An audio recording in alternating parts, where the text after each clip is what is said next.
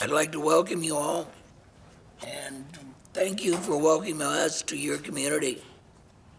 We're looking forward to starting out with a program that we feel is going to be on the cutting edge and be able to be sent around the world. When Dale was looking into it and trying to find out protocols and so on, we found out there weren't any protocols for laryngectomies.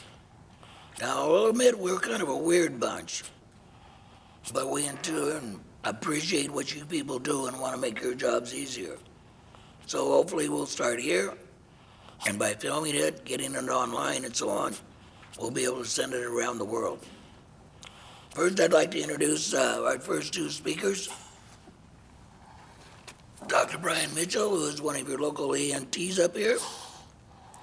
He's, how do you pronounce, one of those? Ear, nose, throat doctor. All right. And there'll be Brenda Hansen, and she's with Mid-Airs. Most of you probably know her better than I do even. And they'll be starting out the program today. Doctor?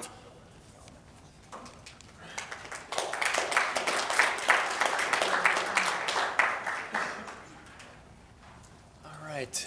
Good to see everybody. Everybody hear that okay? So I'm not blasting you out. So my name is Brian Mitchell. I am kind of an odd person. I am a ear, nose, throat doctor. The fancy name for that is otolaryngologist, head and neck surgeon, if you could say that 3 times fast. And so I did went to medical school, went to 5 years of residency to do ear, nose, throat care, which is kind of the more common referred to moniker for the otolaryngologist. And then I did extra training in big surgeries of the head and neck, particularly cancers of the mouth, throat, and neck region. And so, as I think you guys have kind of surmised, this week the Red Lion and Insurance Spokane is hosting the International Association of Laryngectomees Conference, which is a very unique patient-oriented support organization for patients who have experienced a laryngectomy operation, which in short is removal, usually for cancerous reasons, of the larynx or voice box. So it's completely removed, and the most prominent change that occurs then is now you're a permanent neck breather. And so as laryngectomy patients have undergone that, it is extremely common for there to be great confusion, even in the healthcare setting, be that ancillary healthcare personnel, EMT, paramedic, respiratory therapist, nurse at the hospital, ER doctor, any other number of medical specialties. Usually, ear, nose, throat doctor has a pretty good handle on that. But it's a unique operation. There's tons of people out there that have had a laryngectomy either recently or even years ago, and life goes on as normal for this patient population, and then the thing that doesn't change is they still get other health issues, just like any of us would have, that then winds them up in some form of healthcare setting. And then that usually is where the confusion exists in terms of like, well, something's different, and I think I kind of know what's going on, but what really is it? And so Ed and others had thought that it would be a great opportunity with us hosting the IAL conference to do a primer for emergency healthcare personnel such as yourselves to kind of do some education on, well, what is a laryngectomy and what do I do with that when I meet this person in their house on an ER call or fire engine call, or if I encounter them in the emergency room setting, or even for nurses, RTs, and so forth when you see these patients in any other type of thing in the hospital. And so there's several of us that'll kind of touch on different components on kind of just general education on what's a laryngectomy, how is that different from a tracheotomy, and how is that different from some other kind of assorted, things that aren't just straightforward breathing through the mouth or nose. And so what we'll do is we'll kind of start with the laryngeal anatomy section, and then I have no problem with it being open format. So if somebody has a question, just by all means raise a hand and we can integrate that into kind of interactive format so it's not just me, quoting off of slides and that type of thing. What we will do, and for the other speakers too, since we're trying to record it, is if you have a question, just make sure I can hear it. I'll repeat it just so that that's heard on the recording devices, so then the other people that are viewing the presentation later are aware of what the questions are, and then we'll kind of go from there. And then we're also very fortunate to have a number of individuals who are laryngectomies, which is the name we typically refer to patients that's had that surgery, and then they can kind of chime in on various aspects of that. And so there's definitely a need for something like this. Nationally, there's no protocol, and we were unable to find that like in medical literature for emergency intervention for a patient with a laryngectomy. It kind of gets sort of swept under the carpet. You've got all manner of rescue breathing techniques, as you guys are aware, for various states of distress and arrest when you see people, be it trauma situation, call to the house, et cetera. And so that was the other thing that prompted it. Where I did my fellowship was at the University of Indiana, and there's a huge hospital, downtown Methodist Hospital. It's a very large trauma center right down the street from where the Colts play and stuff. So if, even well-known people, if they get injured, that's where they're going. You know what I mean? When Peyton Manning, or somebody like that, when he was playing for the Colts, would get toted off the field or something along those lines, huge trauma center, that's where you're going to show up. So first weekend I'm on call, I get called to the ER for, we have a patient with a history of quote-unquote throat cancer, and he's having all kinds of respiratory problems. We can't figure it out. Can you just come and take a look? Your practice has dealt with this patient before. And so I get there, and he's had a chest X-ray, and he's had cardiac enzymes to evaluate for a heart attack. He's had a CT angiogram looking for a pulmonary embolus. And so he's in distress. His SATs are in, the 80s. Nobody can kind of figure out what's going on. He's got nasal cannula oxygen on. Mind you, again, huge medical center in the ER. He's already seen, one or two residents and the attending staff. And so I saw him, and then obviously you would hope that, it's kind of my specialty. Recognize this was a laryngectomized patient, and what he really needed was a flashlight and some tweezers to take the mucus out of his stoma that, with him being ill, he couldn't clean it out himself. And so he got exorbitant testing, and what he really needed was about 20 seconds of, pulmonary hygiene, basically, to allow him a better airway. And so I remember thinking to myself, God, if this could happen here, this could happen, what's going on all kinds of other places. And tragically, and I'm aware of several situations I could tell you horror stories of, more than one patient with a laryngectomy has died from simple mucus plugging that could have been easily alleviated with very, very simple tools, flashlight, tweezers, or a suction. And so that's kind of the background for motivating, such a presentation as we've got today. And so I thought I would just kind of touch by kind of going over what does your larynx do. Most people call that the voice box. If you look on the outside of a person's neck, the notch or Adam's apple in men, you're seeing the top of what's called the thyroid cartilage, and I've got some pictures to kind of go over that. But in essence, your larynx or voice box has three key functions. Most of us immediately think about speech, but the first and foremost thing it's doing is it's allowing air as a conduit to go through mouth or nose, however it is that you're breathing in, to go past the upper part of your voice box, which is the epiglottis, through the vocal cords, into the trachea, down to the lungs. Air exchange, between carbon dioxide and oxygen occurs, and then you expire, and the same air comes out. That's your first and foremost function of the larynx. The second most important function, at least in my opinion, that it does is it assists you in swallowing, and it does one main thing. It keeps foods and liquids out of your windpipe and in turn out of your lungs. There's various problems a person can have, for various reasons to where that's not working right, and then that's how you get an aspiration event. You've probably all responded to calls where somebody had foreign body in the airway or a suspected one, or they were suspected of having choked on food or something along those lines. Is a pretty common thing. I would suspect that you folks get called on in terms of emergency setting. Heimlich maneuver, all that, essentially evolves from a dysfunction of the larynx, even momentarily, to let food or liquids where they don't begin, or don't belong, rather. And then the one that we're most familiar with and would most associate with the larynx would be, allowing for speech. As the vocal cords come together, then you're able to talk. And so kind of going through, just like we talked about, everybody I think is kind of familiar. This is a sagittal cut, so if you imagine a straight line coming straight down through your head and you're looking at side profile, that's the view we have. Your pharynx, which is a fancy word for throat, and your larynx, fancy word for voice box, it's really complex in here. All starts at the lip or teeth. As air goes in, it goes past your tongue. Sometimes it vibrates against your palate. That's how you get snoring. Or air is coming in through the nose. People with a stuffy nose or whatever obstruction in the nose, they may be more prone to mouth breathing. Goes past, and then your larynx essentially begins at the epiglottis where the tongue joins the epiglottis here. It's connected to the hyoid bone, as you can see, and then continues down with the thyroid cartilage. That's your Adam's apple, so to speak, from external view. And then your vocal cords are kind of at the lower end of what technically comprises your larynx, which is this whole structure. Your cricoid cartilage, is right down here below the thyroid cartilage. And he's the only complete ring. You kind of see the back half of him here, and you see the front a part of him here. He's often described as a signet ring, which is, that name comes from an old-fashioned signature ring in medieval times where they would stamp a ring and, you know, use that as their signature in ink onto a piece of paper. It's wider in the back than it is in the front. That's kind of where that name comes from. And so there's a membrane in each of these spots between the hyoid and the thyroid cartilage. And then you have one that you guys are probably familiar with from lectures on emergency airway. Between your cricoid and your thyroid, there's a tiny membrane. All of this is below a layer of muscle.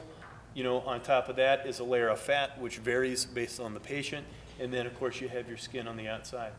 Your epiglottis is your main flapper, for lack of a better description, that closes down when you swallow a bolus of food. This guy's like the trap door, okay? And then food goes posteriorly into the lower part of your pharynx and then technically down into your esophagus, so your stomach is down here, and then in turn air crosses your vocal cords, it comes down here. If you get a miscommunication between those two and you get air in the esophagus, that's how you get belching. If you get food or liquids into your larynx, you know, and or into the windpipe, that's how you, technically that's an aspiration. That's where you're going to get coughing and then subsequently breathing symptoms from it. So this is kind of it in a nutshell. As you're looking down, when you've intubated patients, this is kind of what I would refer to as basically like an endoscopic view. You're looking with some form of manipulation through the mouth, usually with the patient lying on their back. This is what you're seeing down there. Vice versa, you could go with a patient sitting up with a flexible scope and looking down. This is the idea. So posterior or behind is back here. Here's the entrance into the esophagus. Here is the vocal cords. Here is the epiglottis, which usually just kind of looks like a curve-shaped structure. Technically, you have two sets of vocal cord, false vocal cord, and true vocal cords, but for today's purposes, it's kind of, you know, all the same thing. And then the back of your tongue is here. And as you guys have already seen when you've done emergency airways in the field and or on your anesthesia rotation or different things like that in training, there is an enormous amount of variability as to how unique individuals look. And then anytime somebody's had medical treatment for a variety of reasons, this anatomy can be altered. And then that's what is really key with the laryngectomy patient is, in a nutshell, from the hyoid down through the cricoid cartilage, this is now gone, okay? The mucosa or leftover tissue that used to be lining the voice box, that's closed to make a tube, and I'll show you some more pictures in a second, so that your food is going from tongue straight down the esophagus. Remember, this is now gone, okay? So how do you breathe? Trachea is sewn to the skin. So there's a permanent disconnection between mouth and nose and lungs so that you're 100% neck breather. And that's where the confusion originates, particularly even in the hospital setting where you would think that'd be straightforward. It's a common thing. There's hundreds and thousands of patients with laryngectomy out there, but you don't always run into them every single day. Now, I have a huge panel of patients in my practice, so I see laryngectomized patients almost every day. But, you know what I mean, the average family practitioner, he may have one or two laryngectomized patients in his practice, may have none. Vice versa, you guys may have just by dumb luck, may have ran into somebody in this situation numerous times. You may have never seen a laryngectomized patient. And so that's some education on that. Tracheotomy, kind of in short, and I've got some more pictures, and then Brenda will touch on that. That one, I think most of us here, I mean, raise your hand here if you've not seen a patient with a routine tracheotomy. Okay, so that's all of us. That one's even more common. Tracheotomy is just simply all this anatomy stays the same, okay? A cut has made through the skin, through the trachea, and a plastic tube is going in here so that you can breathe through the plastic tube, but there is still a connection between mouth and nose and lungs. You can get a tracheotomy for, I mean, I could talk for a half an hour on various reasons you might need one. Could be that the lungs don't work and you were stuck for a prolonged period of time on a ventilator. That's probably the nation's most common reason to get a tracheotomy. Could be that you've got some obstruction up here that may not have required a laryngectomy, but you're unable to breathe effectively this way, so now you're breathing, you know, through the neck. And very often, patients with a laryngectomy are confused or assumed to be the same thing as a tracheotomy. There's critical differences, and we'll kind of go through some of that. So, different changes can occur that can cause laryngectomy. In this country, the vast majority of that would be cancer of the voice box. There's a variety of types of that.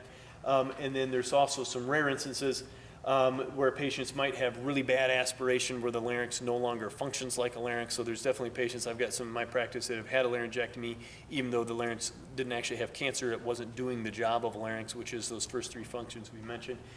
And so you can get changes even in patients who have not yet had treatment for laryngeal cancer, or they may be in the midst of that, to where you've got changes in the ability to swallow, changes in the ability to speak, and then particularly changes in the ability to breathe.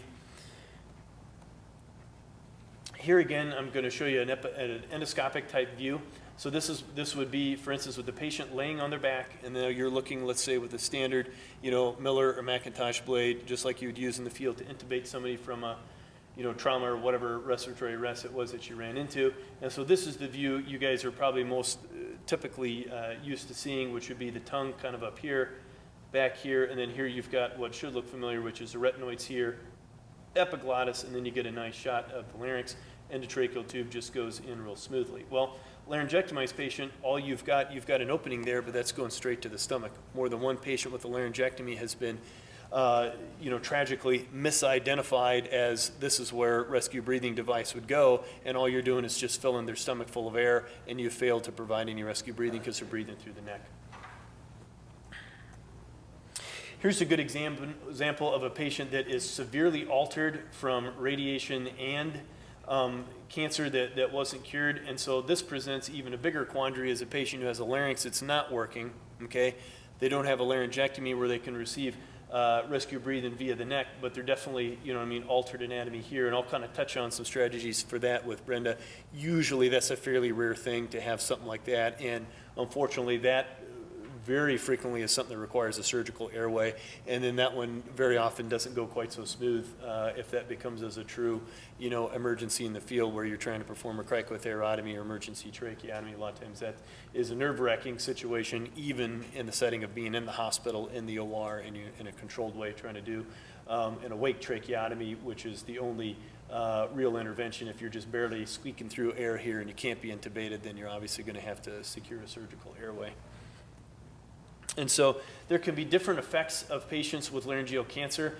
And so, I think the worst nightmare would be to have a call to a house, the patient's there's no family to give history as to what's going on here. If they say, so-and-so he's getting radiation, he's got voice box cancer or something like that, then you immediately know the anatomy is going to be altered. This is a high risk intubation if it was required. And if there's rescue breathing techniques that can tighten to get to the hospital, to where then it'd be much easier to consider a surgical airway if it was needed. That would be something to think about. So I just thought I would touch on that as in the background in terms of just getting some of that critical history when you first encounter somebody.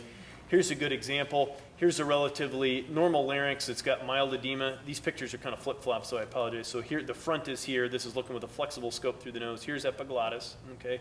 Familiar view to what we've been seeing. Okay, there's varying degrees of edema. It gets more severe as you go down here. Here you can still kind of see an airway. You could probably get a tube here. Here you get even more swollen. This is actually epiglottis, totally swole up, and it'd be the same look as if you had somebody with epiglottitis or some type of infectious swelling. It'd give you the same idea where very challenging now to try to get an airway, and very frequently these people will come in real extremis or even have a tragic event in the field because you can't always see this, so your radar's got to be perked up as you're assessing the situation as to what's going on here, in terms of the larynx. You oftentimes, I assume, wouldn't necessarily have a flexible scope to examine them, but you would at least have some clues that God, we've got muffled speech, this guy's not exchanging air, this doesn't sound like COPD, it sounds like there's something with the throat, and then hopefully you've got a family member or somebody that can at least clue you in to, there being some problems with the larynx. And so we'll kind of move on towards what's laryngectomy. We kind of talked about who requires this surgery. Far and away most common reason would be, malignancy, and then I would probably estimate the second most common reason would be a non-functioning larynx. It doesn't breathe right, it doesn't keep food and liquids out, and you may not be able to talk. And so we'll occasionally have somebody that is cured of their cancer, but they've got, an unfortunate situation where the larynx is in there, but it doesn't do what it does, and then sometimes it's actually a higher quality of life. In fact, I just saw a patient here this afternoon that had that situation where ended up with laryngectomy and could not possibly be happier now 3 months out, because now she's back to talking, back to swallowing, still breathes through the neck like she did with the tracheotomy, but up, walking around, can go to the grocery store, take care of herself, and actually gives me a hug saying, God, this should have done this 2 years ago instead of being stuck, not able to eat and stuff because of her non-functioning larynx. A stroke would affect that? It potentially could. It potentially could. And so when I was putting it, that's a good question. When I was putting this together, Ed was kind enough to kind of rein me in because I could talk about airway disorders. I mean, we could fill a 2-day conference just on, peculiarities that I deal with in the specialty. So you could get a variety of obstructive things that have nothing to do, with laryngeal cancer. You guys, epiglottitis would be a common one. Any other type of swelling here, foreign body in the airway, those are all kind of disaster, type situations. And so, if there was a use for it, I'd be happy to give another talk, at a later date, basically on that, particularly from the emergency medical provider about, okay, what do you do when we have no way to intubate or we can't mass ventilate, from on top? And unfortunately, that a lot of times there's no alternative to a surgical airway. If that can be done, if they can be nursed along to get them, via helicopter or EMS to the hospital, that far and away goes much easier. But sometimes if you're in a real jam, then it's just like you've had your training in cricothyrotomy or something like that. It's kind of all you can do. With laryngeal cancer, I'll get, a couple cases a year where somebody has had, poor access to health care or social issues or something where their initial presentation of a very advanced laryngeal cancer is in one of the hospital emergency rooms. And that'll, even the ER doctors are assessing that. Let's say they get in from the field wherever, they're being assessed, and then sometimes that's a real struggle, and then they've got to go emergently for a tracheotomy or something. So, going back to laryngectomy, we'll kind of touch on the main changes that have to deal with that, particularly airway changes, which would be the main one, and then we'll touch on swallowing, and then some of the others will touch on speech, and then different appearances of the neck and stuff that's different with that. Because I think after today's talk, at a bare bones minimum, you'll have a couple main keys in, which is what's the difference between a regular airway, breathing through your mouth and nose like any one of us right now, and a tracheotomy, and a laryngectomy, and you'll now be able to spot a laryngectomy from, across, a restaurant or Walmart or wherever, and all of a sudden it's like, I don't know, I was shopping for trucks, and so I liked a red one, so then every time I drive down the road, boy, every single truck, it seemed like it was red, and before that, it seemed like they were black, because that's what I had before. The same idea, once you can recognize something, all of a sudden it starts to really jump out at you. And so the main keys, if you contrast this to that first picture, and we can easily flip back to that if you guys want. So this patient's had a laryngectomy, food going in the mouth, okay? The mucosa has been sewed upon itself, so we have a natural conduit going straight to the stomach, okay? One interesting thing, and some of our laryngectomy survivors could touch on, is that you don't have the same sphincter tone as you and I do that keeps us from belching up food or something like that. If we bend over or stand on our head, usually nothing happens. You might get a tiny bit of heartburn later. For patients with laryngectomy, very often, if you go and drink a bunch of liquids or something like that, and we stood them on their heads, and several of my patients are like this, it might just come straight up out. And that's another kind of peculiarity that kind of changes because it has changed in here with swallowing. Depending on the situation for the individual laryngectomized patient, they might have issues where food goes down easy. Some patients can be prone to stenosis or stricture where food doesn't want to go down easy. They may even present occasionally with impaction of food bolus in there to where that's either got to be pushed down or actually pulled out, from above.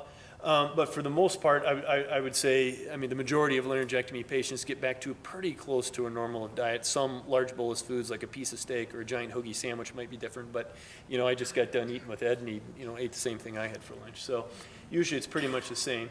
And then here's the main keys. Tracheostoma, is the fancy name I've always referred to this, or just stoma. This is the windpipe, okay, the blind end of it where we've cut it. Larynx, remember, is gone. We've sewn the pharynx back together to make a normal conduit going down. Now the windpipe goes to the neck, okay? And then that's the main key difference. Once you realize that that's a permanent stoma there, then I think it helps you, even with this picture, you can see there's no more connection here. It's only here when you're trying to get to the lungs, okay? And so applying oxygen or any type of supportive breathing here does absolutely nothing for this patient. And that's probably the key take-home point if you get nothing else. So different considerations for that. We'll let Brenda jump in as she'd like to. Same type of idea that you would apply to somebody if you find them in respiratory distress, COPD, it's an undiagnosed pneumonia, whatever, they're at their house, you get called for quote-unquote shortness of breath, or they're having a cardiac event or whatever it may be, and you're immediately putting on oxygen, or if they're really struggling, supportive breathing through the mouth. Same idea, we're just going through the neck, okay? And so first is just simply get the neck exposed. Different laryngectomy patients wear different kinds of apparatus to where it's not, I mean, they're almost like a little bit of a chameleon to where you probably have passed by a patient with laryngectomy, didn't even realize what they had because they're talking, what seems like normally, and unless you just happen to peek through their shirt collar, you might not realize there's something going on. That'd be the first thing, unbutton or remove the shirt, get a clear look in the neck, and then I think Brian's got some slides where we'll talk about different type of moisture devices that sometimes laryngectomy patients wear, or a lot of times they do, and that's just acting basically like an artificial nose, so those types of apparatuses need to be removed so you can get a clear look at the stoma. Look in with a bright light, okay? You got a straight shot to the lungs. Your carina is only a few centimeters down there. It's very easy to look in there. See if there's dried mucus. If there is, you got to get it out by whatever means necessary. Soft liquidy mucus is amenable to suction. It's not uncommon to get dry mucus down in there, particularly if the laryngectomized patient has other health issues to where they've lost some dexterity or they've been ill. They may not have been able to give themselves ideal stoma care to keep mucus cleared out of there. You can save a life just simply by pulling out a mucus plug like I gave you in my story at the beginning. And then I'll have Brenda come up in just a second and we'll kind of talk about some different options for masking those patients, or what if they need the equivalent of an oral intubation. It's the easiest airway in town. You just stick an ET tube right in and just make sure you don't stick it too far to where you've got a main stem intubation. And same thing when I do surgeries on patients that had a laryngectomy and now they need a surgery for some other reason, or they need their gallbladder out or whatever else it is that occurs. It's the easiest airway in the world. So rather than this being like this mystery that's hard to figure out, it's actually, it's almost like you guys ought to have a sigh of relief if you see the laryngectomized patient have breathing troubles, because it's easy. It's right there in front of you, and it's the easiest patient to get secure of the airway. You don't have to look in their throat or pharynx. You don't need any type of a laryngoscope. You're just ready to go with, light suction, and then if you need to mask them, you can mask them right on top of the neck. If they need the equivalent of intubation for mechanical ventilation or something like that, ET tube or even a tracheotomy tube can be used. Anything that has a cuff and makes a seal, you're golden. Okay. Same thing when they have a surgery and a tracheotomy tube just goes right inside the neck.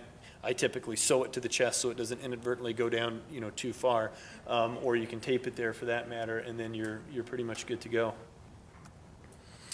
And so key differences is that you'll need some type of occlusive tubing or mask to the tracheostoma, and then you've got some different options. You can put an endotracheal tube in. You can do bag stoma. You just need to make sure the bag's getting a seal with the neck. Every patient with a laryngectomy, their neck looks a little bit different. It's not uncommon, especially for patients that's had a laryngectomy for years, to get a little bit more of a curvature of the neck to where it's a little bit harder to get a seal for a wide mask. You can use a PEDS mask very easily. And then, like I mentioned, either trach tube or tracheostomy tube. The whole idea here is just providing you a closed circuit, okay, so that you can give positive pressure ventilation to the patient. And so, something looks weird here. What's going on? I think after today's talk, you'll be stone cold experts on recognizing a tracheostoma, and then mentally, I think you'll be able to differentiate that from what is just a tracheotomy. And then we'll kind of talk about some different devices that they may have or be wearing as part of their lifestyle. And then we'll kind of talk about why and what, and then we'll kind of go through that. One thing that you can get that I'll kind of touch on is some patients can get some stenosis of the stoma. I've seen some patients that either weren't following up regularly enough or something along those lines to where it didn't get nipped in the bud early. And I've seen stomas that stenosed down to where it was just dangerously tiny. They're still passing air, so they weren't having symptoms. And it's not a super uncommon thing to have a surgical revision of the stoma if it's trying to stenose on you. And so I'll kind of touch on that. And so here's a good example. So this is like any of our laryngectomy patients here today, and then Ed, like you saw. This is an HME cover. It's a little plastic housing that goes over that. In here is a removable, replaceable sponge. And so when that's not on there, then this is just a classic look of a laryngectomized patient, okay? You can see this is permanent stoma, very easy to recognize, easiest airway in the entire world to care for because it's literally right there at your fingertips. You don't have to look inside a throat. You don't have to wonder what's going on. Is there swelling or mucus or whatever? You just take a right look. If you have somebody laying down and you just even get yourself at an angle, very often you can see straight down. I mean, you can see the bifurcation going off to the lung, so it's super easy. This gentleman has a voice prosthesis, which we'll kind of talk about, because that sometimes can really buffalo people as to what's going on down here. And then, so same guy, same idea here. Here he's wearing a humidification device. This is just stuck on with like tissue glue type adhesive. It just peels right off.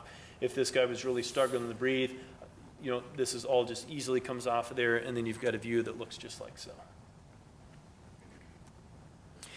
And so I think kind of like the take-home points for this, if you get nothing else out of the whole lecture, would be the difference with the laryngectomized patient compared to the average person, or I shouldn't say average person, but just compared to somebody without a laryngectomy, would be that they only breathe through the neck, and you just really need to make sure the hole is open, so to speak. The fancy name is stoma. You know what I mean? That's the airway hole for breathing. Okay, that needs to be kept open. How do you do it? Just look. You know what I mean? I mean, a layperson very often can deal with it.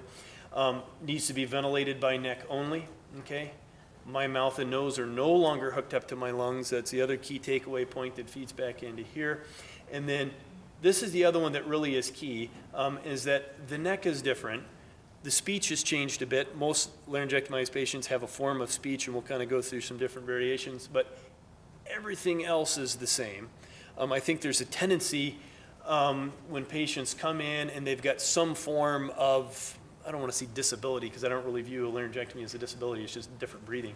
But anything that's different, you know what I mean, than what we would say is normal, there's an idea that, oh, there must be other issues going on too. Not necessarily, you know what I mean? Ed does everything that I do. About the only thing he's got to be careful doing is getting his neck underwater where you get a rush of fluid. There are patients with laryngectomy that can still swim. That last story you had, can you identify whether he was a laryngectomy versus just having a stoma? Yep. So if the patient's got a tracheostomy, okay, then 9 times out of 10, what is going on is there's a plastic tube sitting here. So if it's an opening like this, with rare exception, that's a patient with a laryngectomy. Very rarely you can have a patient that has a permanent stoma that is only breathing through the neck, and their larynx is still in there.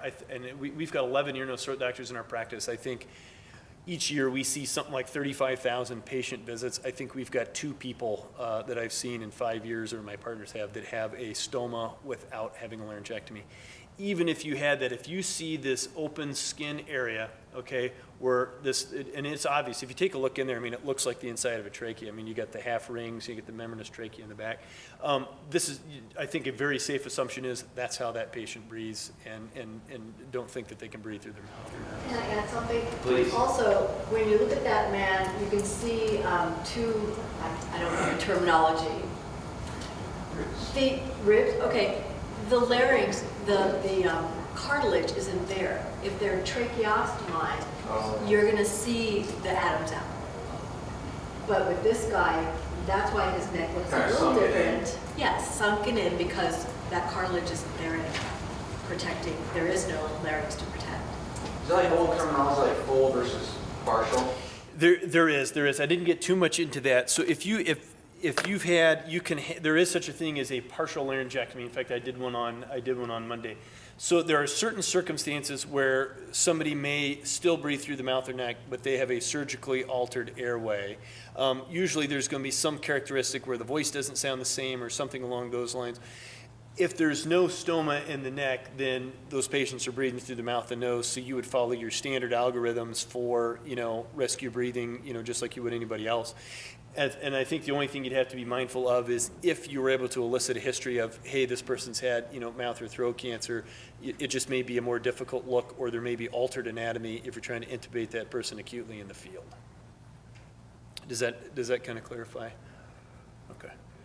Any other questions about what is a laryngectomy? That is the real part I wanted to drive home with the first part of the talk. And then we've got several very gracious guests that are laryngectomies, and so I think it'd be great if everybody here afterwards, we kind of have a meet and greet or something like that, to where you can kind of get a close-up view of that, especially if you've never encountered a patient with that situation, because once you've seen that, you'll recognize it every single time. And I tell all my patients with a laryngectomy, and these people could probably testify to you too, is that it's extremely common if you're the patient with a laryngectomy or you're their spouse or significant other, you very likely know more about that than the vast majority of healthcare providers you're gonna encounter, including your physicians. So it's a real, maybe physician colleagues would shoot me for saying this, but it's a real misconception to assume that the given doctor, whoever that might be, is going to understand this. Usually, if you had ear, nose, throat physician, they're going to recognize that because that's typically the specialty that does that surgery. ICU type pulmonary medicine doctor would typically have seen laryngectomized patient more often than or the average internist or something like that.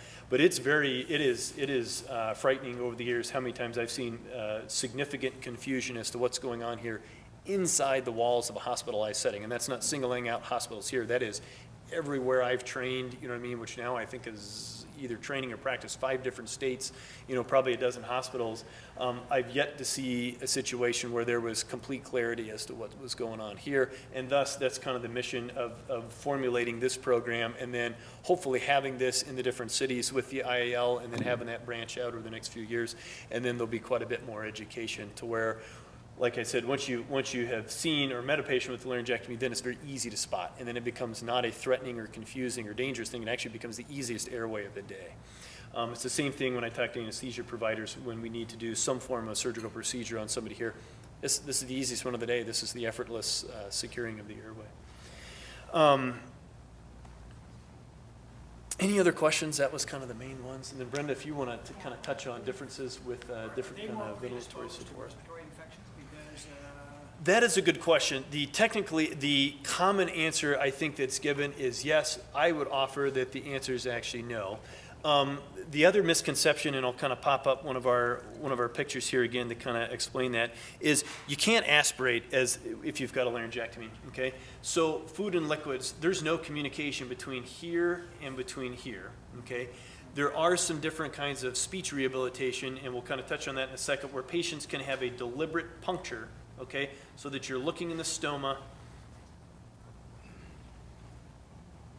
right here, and we've made a deliberate communication or fistula between the back wall of the trachea and the front wall of the esophagus. And so this person here, and then I think just about everybody here is prosthetic speech, correct? And so, or a couple that aren't. And so that'll be another good thing for you to see too is, so when this person takes a breath in, they occlude the stoma with a finger or something when they go to exhale, and I think Brian's got some slides on this, going to talk about more in a second. And then the exhaled air goes into the prosthesis, comes up, vibrates pharynx tissue, and speech comes out the mouth. And that's one of the things that really perplexes people on the laryngectomy is they're talking verbally, and you're like, well, there's got to be a voice box in there, but that's simply not the case, and we'll have some people give you some examples of that.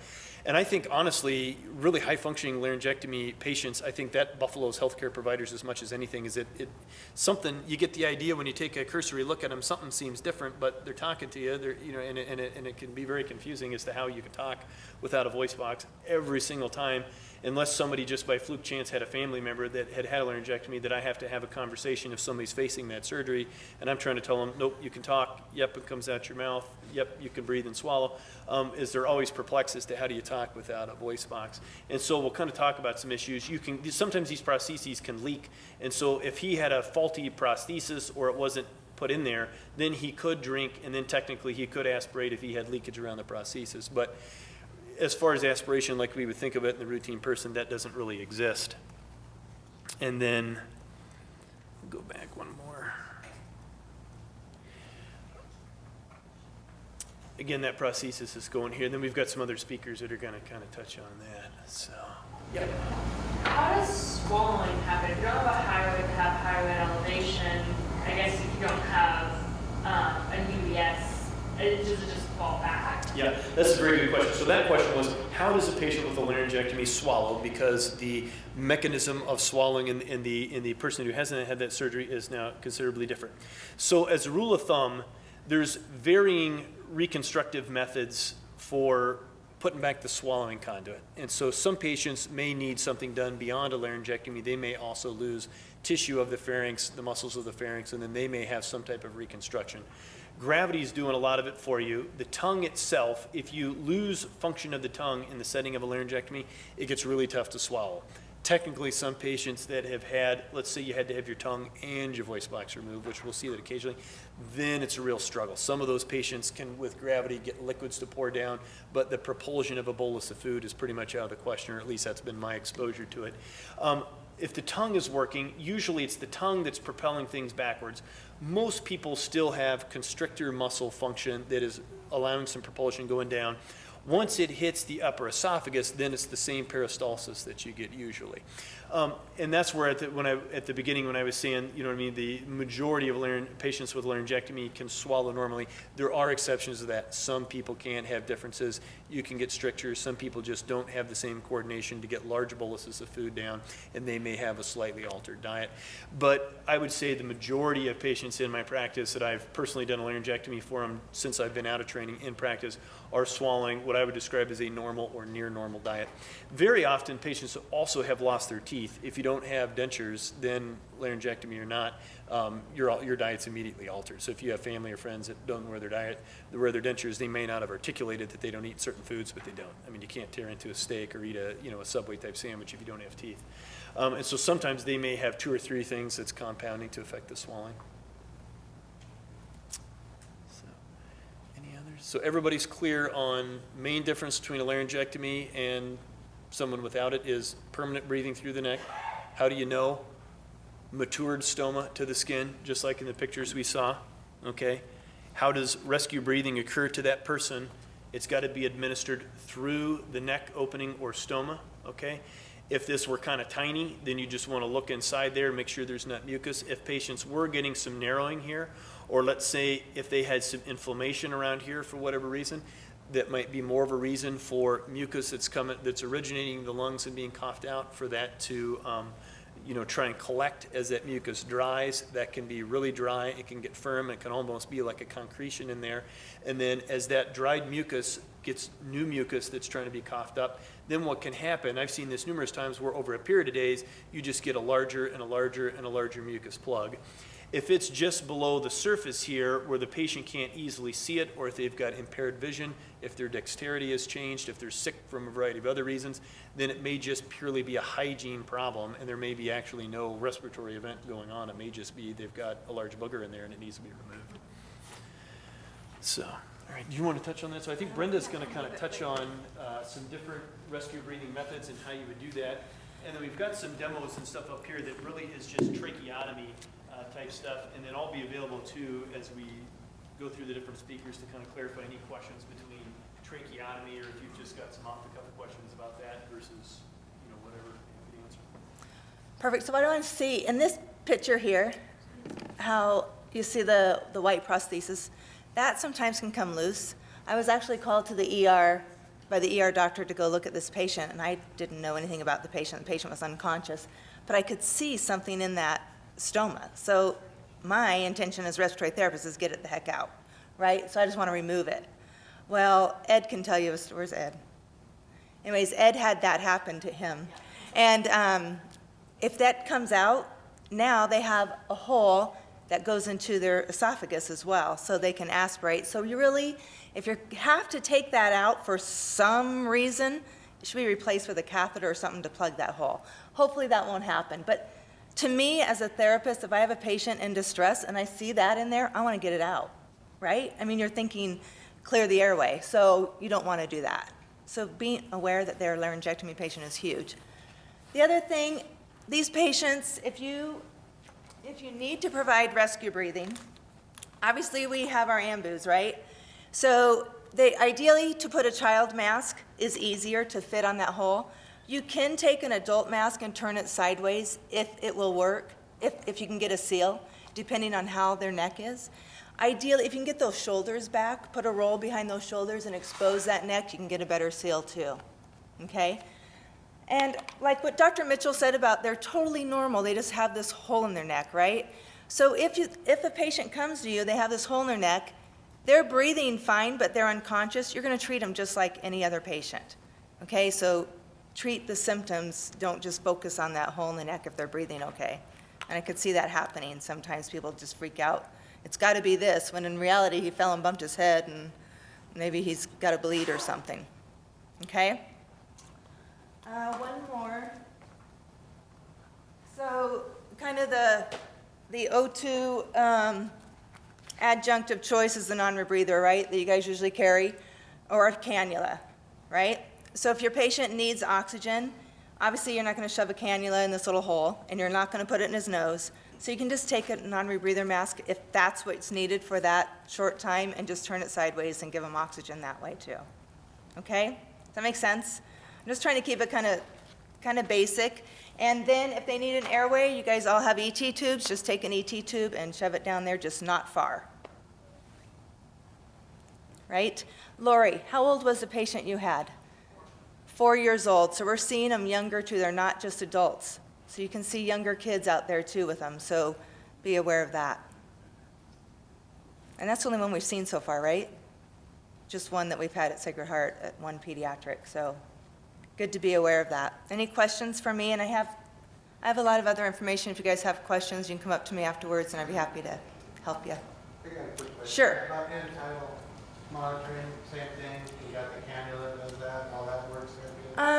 That's a really good question. I don't know that you'd get great readings from a cannula, because you're not going to be able to put a cannula in that hole. So the only way really is once you get an ET tube in there and then hook it up for your inline monitoring. His question was monitoring for end-tidal CO2. You're not going to be able to do that with a cannula, obviously, but you will be able to once you get an artificial airway in there. I'm assuming that endotracheal tube is going to be uncomfortable for the patient if they're conscious. Because they have laryngectomy tubes, and I tried to get a sample of the laryngectomy tube. Laryngectomy tubes are very soft and silicone and very flexible. Like, honestly, the one I had to put in my patient, I was just like, it's just, like, seriously, you can just fold it up, it's so soft. So versus a trach tube that's hard or an ET tube that's much more rigid. If they're needing an airway, you're going to put that ET tube down. It may not be comfortable, but, I wouldn't like it either, so. Yes, you could still do totally do your whatever paralyzation protocol you have, absolutely. Yes? When someone has the trach and has the plastic thing in there, we had a lady that was in full arrest. The inner cannula? This, inside the trach? No? No, it had the stoma, I guess. Okay, so she has a stoma. But she was a Tracheostomy. I'm assuming she was Okay. tracheostomy because she had the plastic. Okay. So we just bagged her through that. I mean, we just Yes. took the bag and that's a perfect airway. Yeah, That's perfect airway. Yep, that's perfect. So for a trach patient, if they're in distress, and it's very true, like most of your trach patients, you're gonna know, because when we're weaning somebody off a trach, we go to usually a size smaller, and then we just leave like the button on there. We don't just leave the stoma open. So laryngectomy patient's gonna have the stoma open. Usually our trach patients, it slowly closes. So with a tracheostomy, would you want to replace it with something cupped, or can you just bag it with it to provide less? Well, to get a good seal and to get good pressures, like if I'm putting a patient on a ventilator, I would want it cuffed. But if all you have is an uncuffed, you're gonna do the best you can. And you can still provide ventilation. You're gonna have some leakage, but if that's all you have. Chest to rise, though? Yes, you're gonna squeeze till you get chest rise. Yes? Actually, some laryngectomies, if they don't have that TEP, that little white tab, and their stoma tends to stenose, may have a Larry button. That is plastic, but it is not a tracheotomy. They are still just a stoma with a button to keep the trachea open. And I have pictures of some of that stuff too, if that'll help. Yeah, and I have pictures. Okay, good. Yes, that made me think of something else and then I forgot it. It was a good point. Shoot, I don't know, I lost that thought, but I'll think of it. So any other questions? Yes? Would you ever need to remove like the apparatus or anything if they do have something covering, or even like a passing mirror or anything like that? Would you, or you just go straight on top of it? Only a trach patient would have that passing mirror there. So, is that? Yeah, so no, the one thing with our, all of our laryngectomy patients here, you see they all have a little button, those are HMEs also, those get changed every 24 hours. So like Dr. Mitchell was saying, if they're not able to take care of that, those HMEs get plugged, and they get nasty, and they can't move air. So that can be a huge thing. There we go. So that, you know, if that gets nasty and they're not changing it out, that, just pop that off. And then you can see whether you need to pass a suction catheter or just hook up your ambu and go to it. But like I said, you wouldn't need any other rescue way of intubating. You wouldn't need your King tube, you wouldn't even need your glide scope, because that's not going to help you. All you need to do is just pop an ET tube right in there. So how does that work right there? What's the philosophy behind the heat? Yeah, we're going to be talking about that. You'll get that in the next hour, yeah. Okay, any other questions for me? Steve? Okay. Are we good, Dr. Mitchell? Are you up next, Susan? No, it's not here. Okay. Hold on, I'll get Ed. If you guys want some more.